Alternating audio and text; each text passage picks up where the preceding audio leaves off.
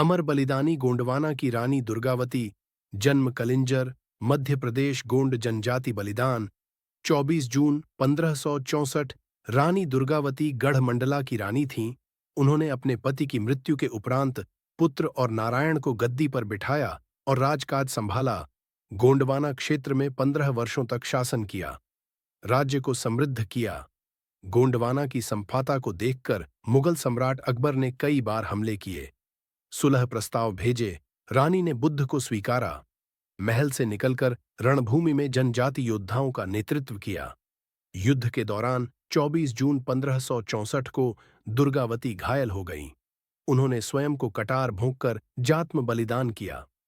रामगढ़ के संस्कृत शिलालेख में गढ़मंडला के राजवंश का लेख है, जिसे रानी दुर्गावती की चौथी पौधी के गोंड राजा हृदय शाह ने अपने महल में खुदवाया था।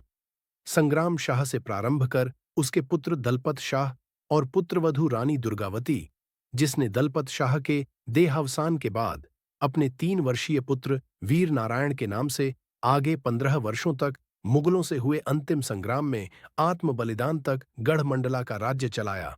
इन तीनों के राज्यकाल को मिलाकर 83 वर्षों का राज्यकाल गढ़मंडला राज्य के वैभव और विस्तार का स्वर्ण युग रहा है।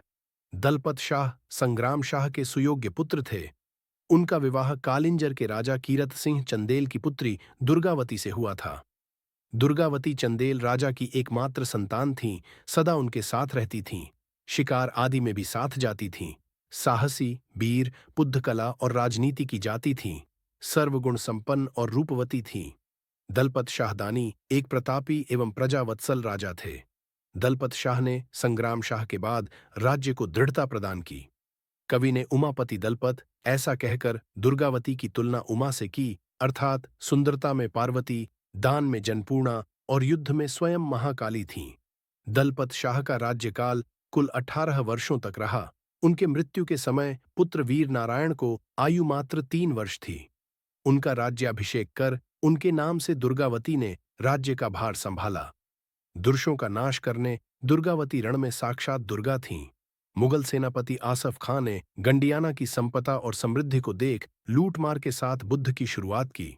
सैनिक बल से युद्ध जीतने में असफल होने पर आसफ खां ने छल प्रपंच शुरू कर दिया। आसफ खां कुछ दिन दमोह में रुका, वहीं से प्रपंचों का जाल फैलाया। कई स्थानों में लड़ाइयां हुईं। पहला बुद्ध सिरगौर से उत्तर काराबाग में हुआ, दूसरा बुद्ध सिरगौर में, तीसरा गह और चौथा तराई नाला में हुआ। तीनों मुद्द में लगातार पराजय के कारण रानी ने भागा पहाड़ के दुर्गम गैलों में आश्रय लेना ठीक समझा। यदि रानी नई नाला पार कर पाती तो नागा पहाड़ में चढ़कर सुरक्षित हो जाती।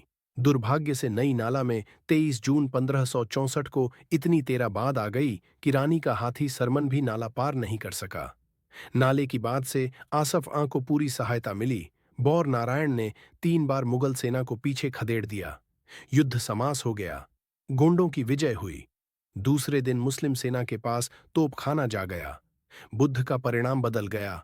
हारे हुए मुसलमान जीत गए, जीते हुए गोंड हार गए।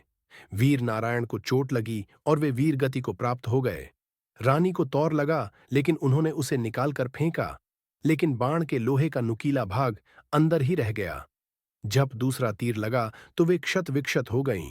असह्य पीड़ा थी। रानी ने पराजय निकट देखी और अपनी ही कटार से अपने आप को मारकर आत्म बलिदान किया, ताकि उनका जीवित शरीर दुश्मनों को न मिल सके।